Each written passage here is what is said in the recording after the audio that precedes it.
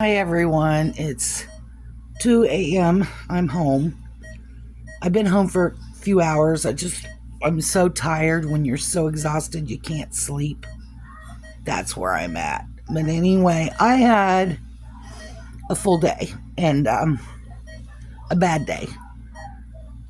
My daughter got rotten care at this hospital. Um, Pitocin they give to you for you to have a baby, or to induce, but it causes itching. So my daughter asked for Benadryl, and it took them 4 hours to bring it. 4 hours. She had done scratched herself up. Um, they put a Foley catheter in. The bag filled up. They wouldn't come dump it. It got totally full. She called them again. They finally come in and dumped it, but by then it was backing up. They left her in a wet bed. Let's see, what else did they do today? I don't know. But they didn't bring her anything to drink. She was allowed water.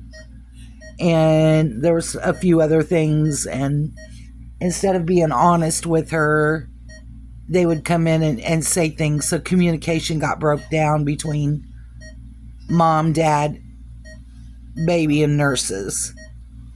But while I was there, I was never treated so bad in all my life. I'm going to tell you what. My son wheeled me in the room, and we were there maybe an hour.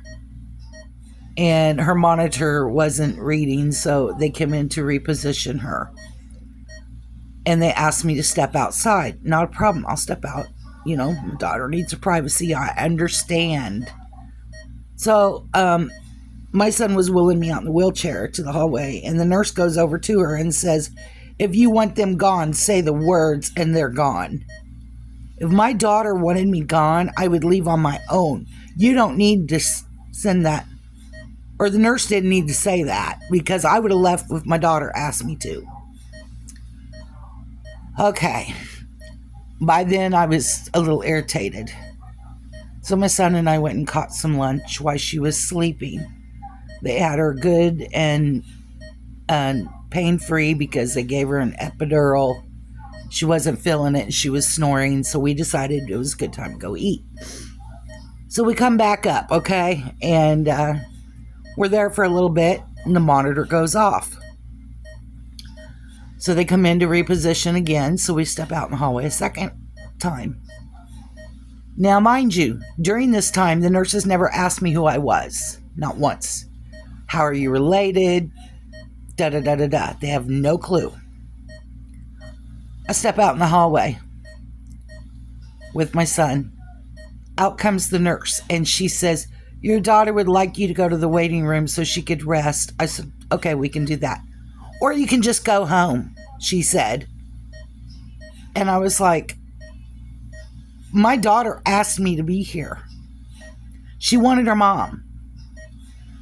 So I didn't say anything, but we left. We went to the waiting room, and I thought, instead of hanging out, let's go shop and get the baby some things. So we did. We went shopping, got babies some things, and I was confused. Did my daughter want me there, or did she not? What did she tell this nurse? So we started texting my daughter to find out what step we were going to take. Either go home or go back to the hospital. My daughter was just as confused. She couldn't understand what we were asking. So we go shopping, and I told my son, I said, "Just take the bag up. We're just going to go home. I don't want to make a scene and upset my child because she's already having a bad day." He takes the bag up to the nurse's station, and this nurse came around the corner and screamed, "I told you to leave." And he said,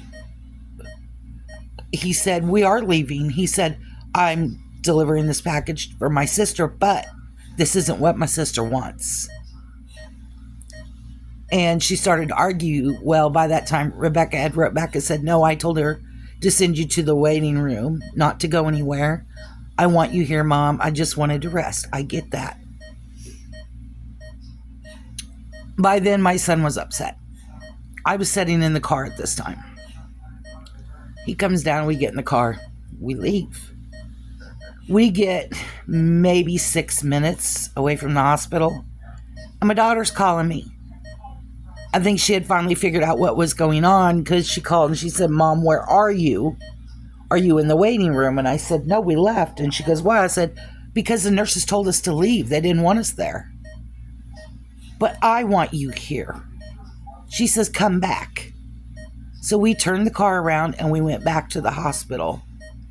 Them nurses talked behind us every time we walked by. I left tonight not just walking out, but complaining to the charge nurse about her nurses, because it wasn't one that did this to us, it was two.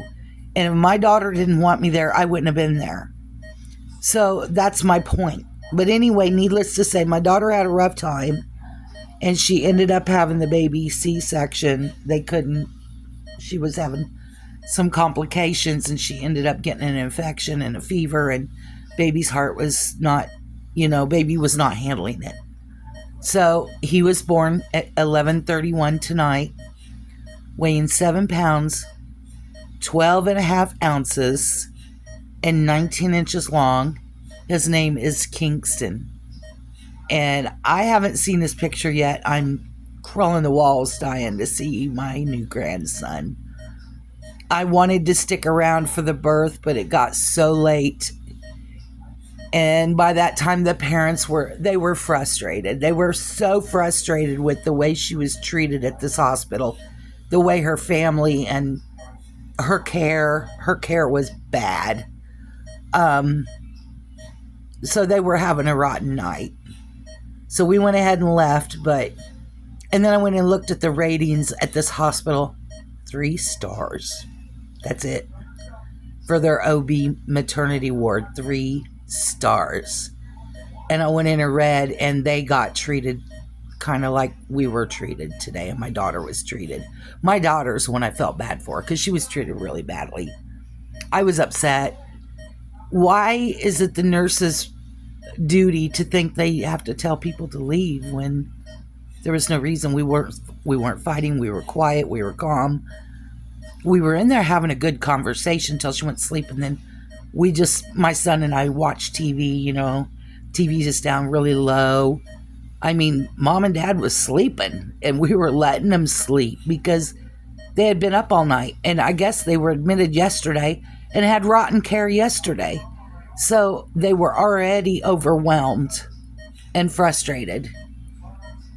And it kind of threw them, I think, over the edge when they came in and said that my daughter had to have a C-section because of all the miscommunication today and the way things were handled. They wasn't keeping the parents involved and, wasn't doing the cares that my daughter rightly deserved. So with that, and then coming in there and demanding that Mom and brother leave when we didn't do anything to deserve that, but that's okay. I did talk to the charge nurse, and I did report those nurses. And I told her, I said, you need to teach them how to talk to families. I said, because if they wanted me gone, I said it wasn't up to them. It's up to my daughter, and my daughter wanted us here. And they didn't follow my daughter's birth plan at all. So she was livid over that. So a lot happened. I'm just glad the baby's here and that she can heal and they can get out of that hospital. And he said, next time we have a baby, it won't be at this one. So they found out that it's not a good hospital. It's really, really not. Their staff is lazy, mouthy. They will talk crap on you even though they don't know you. I've never been there from Adam. Didn't do anything to him. They had it in their head that we were trouble the minute we walked in the door. We're not trouble people. We don't start trouble. We don't go looking for trouble. I just wanted to support my child. That was what I was there for. So, yeah. Anyway, it was a very hard day. And I'm still angry at how the nurses handled everything today. From my daughter to me and my son. And so, I'm still reeling from that. So yes, it's 2 a.m. I don't know. I'm hoping I can make it to dialysis. I'm so tired, but yet I can't sleep. And I don't like when I get in these modes. But while I was shopping for my grandson, I did find Anastasia something to wear for Easter and a couple other things. Oops. So, and some cute shoes too. So, yeah, I'll be dressing her for you guys tomorrow. I'm excited to get her dressed up really cute. She's my baby girl. She's my favorite baby. I just love my Anastasia. And yeah, anyway, but I'm going to let you go. This is a very late night video. It's, like I said, past 2 a.m. I am exhausted, but I cannot. I've tried to go to sleep and I just can't. But I'm glad my grandson is here and he's doing well and my daughter is doing good. And to me, that's the biggest blessing of all. So you all take care and I'll talk to you later. Bye.